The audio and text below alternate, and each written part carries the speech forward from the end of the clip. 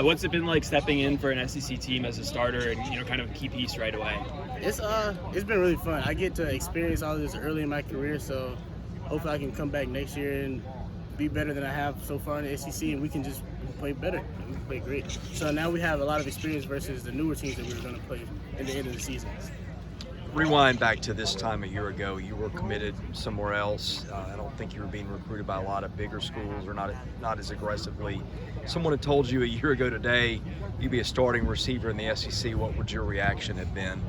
I would have been like, "There's no way." That's probably what I was thinking, because I didn't have all the confidence in the world because I wasn't super highly recruited. So I didn't really think that I would come in and make an impact right away like I have, and it's been a blessing to do so.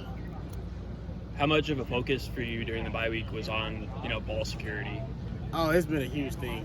So like even before the Bama game, because after NIU I fumbled, and like that whole week, every time I caught the ball, I would make sure it was like this every time. Go through traffic, I'm like this. Like, it's been a huge thing, and I know coming up with SEC play, they're going to be a lot more competitive, and they're going to go for the ball a lot more. Bama definitely did. So, correct me if I'm wrong. Before your senior year of high school, you were more of like a running back, right, than a receiver?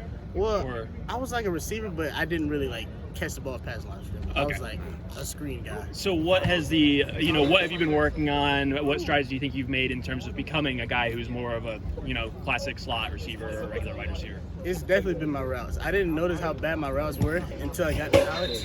So I noticed that I had a lot of indicators, and I was showing a lot of my routes before I even finished them, and like raising up and stuff. So I really honed in on that so I could just get the indicators out, and I worked on my hands a lot.